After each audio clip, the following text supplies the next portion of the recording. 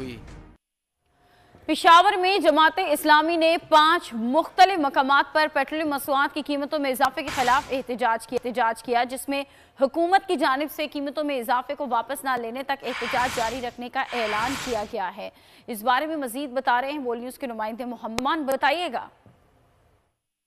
कीमतों में इजाफे के खिलाफ आज जमात इस्लामी पेशावर के 5 मुख्तलिफ मकामात पर एहतजाज कर रही है। हमारे साथ जमात इस्लामी के ज़िली रहनुमा मौजूद है सिराजुद्दीन, इनसे बात करते हैं। पेट्रोलियम मसनूआत में होशरबा और ये इजाफे के खिलाफ पूरे पाकिस्तान में एहतजाज का ऐलान किया है।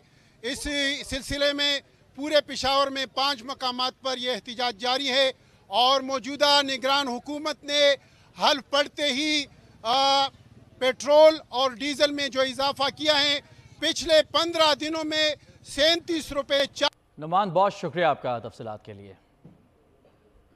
पाकिस्तान की सबसे बड़ी और एशिया की